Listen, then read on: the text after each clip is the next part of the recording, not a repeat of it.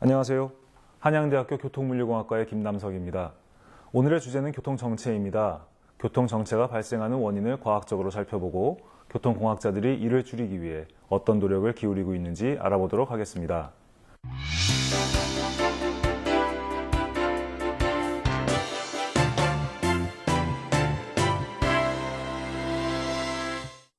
교통정체, 생각만 해도 짜증이 납니다.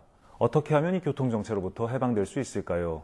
미국의 한 교통연구단체는 병목 현상을 모든 지체의 원인 중 절반으로 지목했습니다.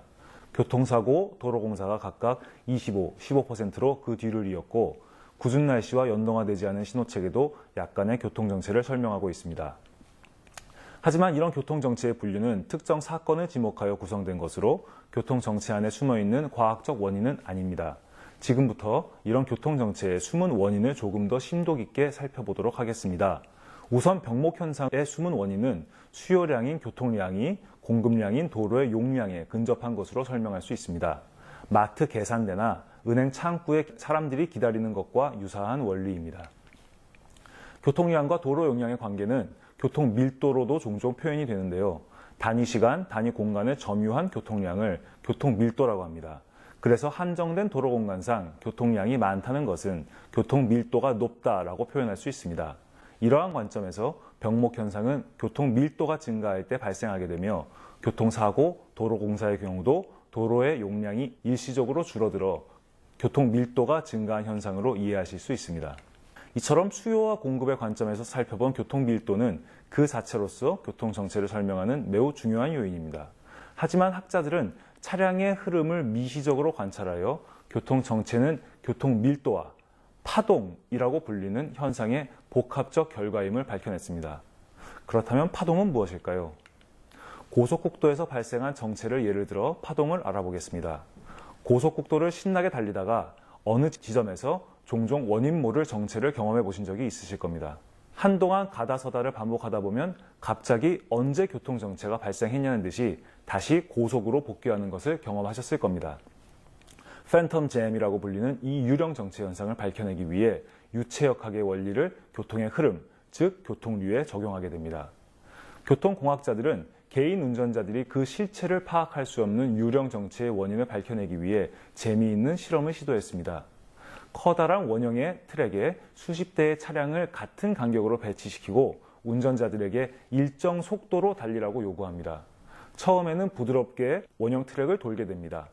하지만 시간이 지나면서 한두 대의 차량들의 간격이 일정해지지 않게 되면서 결국에는 정체가 발생하는 것을 확인하게 됩니다. 여기서 차량 간의 등 간격이 유지되지 않는 원인은 누군가 일정한 속도로 운전을 하라라는 룰을 지키지 못했기 때문입니다. 즉, 이렇게 차량군의 속도의 균질성이 깨지는 현상을 파동 혹은 요동이라고 합니다. 이 파동이 강할수록 교통정체가 발생할 확률은 높습니다. 하지만 등속이 깨진다고 해서 항상 정체가 발생할까요? 마치 불이 번지기 위해서는 불에 탈 재료가 있어야 하듯 도로 정체도 일정 밀도 이상이 되어야 이러한 파동이 영향력을 발휘합니다. 즉, 교통정체는 교통 밀도와 파동의 함수관계에 있다고 정리할 수 있겠습니다. 차량 간 등속을 깨뜨리는 요인은 도로 선형, 운전자 특성, 날씨 등 다양합니다. 이러한 요인들로 감속이 발생하며 감속은 파동을 만들어냅니다. 파동이 일단 발생하면 어떤 일이 벌어질까요? 후방의 차량들이 충돌을 피하기 위해 브레이크를 순차적으로 밟을 것입니다. 일단 한 대의 차량이 감속을 하게 되면 그 다음 차량은 앞 차량의 감속을 인지하고 충돌을 피하기 위해 약간의 시간차, 즉 소위 말하는 반응 지체 시간을 거쳐 감속을 하게 됩니다. 그 다음 차량도 반응 지체 시간을 거쳐 감속을 하게 됩니다. 결국 이러한 과정을 거쳐서 지정체 현상은 후방으로 전파되게 됩니다. 만약 우리 모두가 초능력이 있어서 반응 지체 시간이 없다면 어떨까요? 차량 10대가 일렬로 달릴 때 최전방 차량의 운전자가 어떤 이유로 브레이크를 밟을 것을 그 순간 두 번째부터 10번째 차량의 운전자가 모두 동시에 알아차려서 동시에 감속을 시행할 수 있다면 어떨까요? 마치 기차처럼 한 덩어리로 크게 움직이는 모양이 될 것입니다. 이런 움직임에는 한 번의 출렁임만 있을 뿐 충격파가 후방으로 전파되지는 않겠죠. 하지만 우리는 초능력이 없어서 최전방의 브레이크 등을 보고 반응 지체 시간 후에 비로소 브레이크를 밟게 됩니다. 즉, 교통공학자들은 인간이 가진 이 고유한 특성인 반응 지체야말로 파동의 숨은 원인임을 밝혀내게 됩니다. 교통정체의 해소 방안은 앞서 살펴본 교통정체의 원인을 제거하거나 줄이는 것으로 이해할 수 있습니다. 즉, 교통 밀도를 줄이거나 파동이나 반응 지체 시간을 최소화하는 것입니다. 이러한 관점에서 다양한 교통정체 해소 방안과 그 원리를 살펴보겠습니다. 신호등을 연동시키는 것은 교통 밀도에는 큰 영향을 주지 않지만 속도의 균질성을 높여 파동을 줄이려는 시도입니다. 무분별한 택시의 정차, 화물차의 상하역 등은 순간적으로 차선 하나를 완전히 점유하기 때문에 차량의 물리적 증가 없이도 도로 용량을 현격히 줄여 교통 밀도를 높이는 대표적인 사례들이며 파동의 진원이 됩니다. 이러한 주정차의 질서를 확립하는 것은 교통정체를 해소시키는 매우 중요한 요인입니다.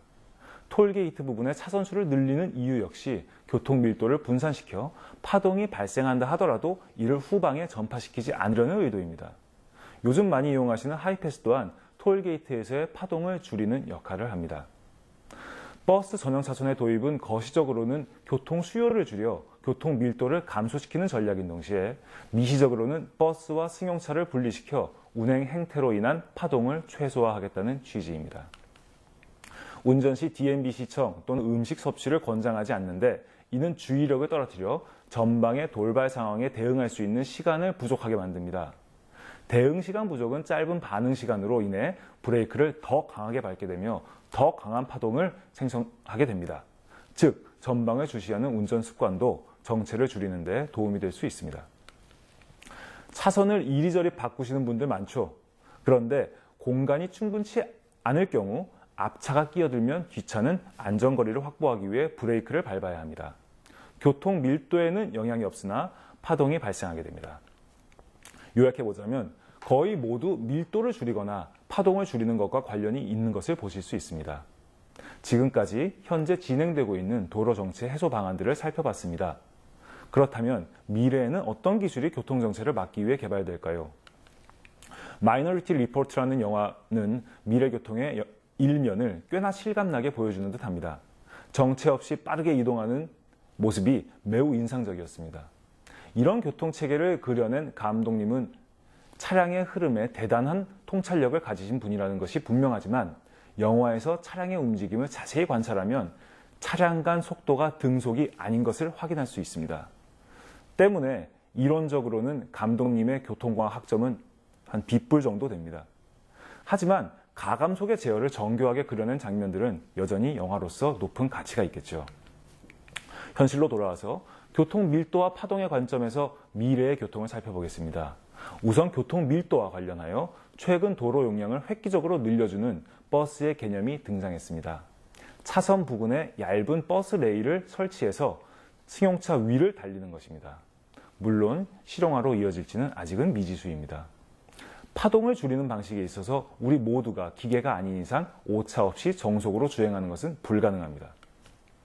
그런데 자동화된 차량이 개발된다면 차량 간 속도를 일정하게 만들 수 있지 않을까요? 실제로 구글이나 볼보에서 자동주행이 가능한 무인 자동차를 개발하여 특허를 마쳤고 시험 운행도 수차례 성공하였습니다. 등속에 한 걸음 다가선 것은 분명합니다만 모든 차량이 자동 운전화된다 하더라도 유감스럽게도 파동이 후반부로 전파되는 것은 막지 못할 것 같습니다. 그 이유는 앞서 언급한 반응지체 시간 때문입니다. 충격파는 한 차량의 반응지체 시간으로 발생하는 것이 아니라 차량 간 반응지체 시간의 시간차가 원인이기 때문입니다. 하지만 미래의 자동차에 차량 간 정보를 상호 교환할 수 있는 무선 통신 기술이 완벽히 적용된다면 가감속 정보를 상호 교환하여 속도의 편차를 줄이고 파동을 최소화할 수 있습니다. 하지만 이 기술 또한 빅브라더 이슈와 여러 난제들이 상존해 있기 때문에 가능성만 존재할 뿐 실용화되고 가시적 효과를 보기까지는 시간이 더 필요할 것으로 보입니다. 즉, 인간이 운전하는 한 차량 간 등속을 실현, 즉 파동을 줄여 교통정체로부터 해방되는 것은 조금 어려워 보입니다. 제가 좀 미래의 기술에 부정적인가요? 제가 강조하고 싶은 것은 교통정체의 원인은 외부적 요인에 기인한 것이 아니라 인간이 한정된 공간에서 운전을 한다는 그 자체라는 것입니다. 우리가 운전하는 자동차가 교통 밀도를 높이고 우리가 안전을 위해 밟는 브레이크가 충격파를 일으켜 정체를 만들어냅니다. 즉 우리 스스로가 교통정체의 원인 제공자이자 피해자입니다. 다양한 미래 기술이 교통정체를 조금씩 완화시키거나 개선시켜 나간다는 데는 학계에는 큰 이견이 없어 보입니다.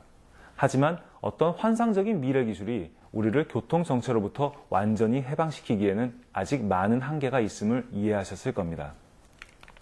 이런 기술 개발에 전적으로 의존하기보다는 대중교통이나 자전거를 탐으로써 교통정체로부터 벗어나 보면 어떨까요? 교통정체를 해소시키기 위한 가장 실현 가능하고 우아한 미래 기술이 다름 아닌 자동차의 편의를 포기할 수 있는 우리들의 결단과 용기라면 어떨까요? 시청해주셔서 감사합니다.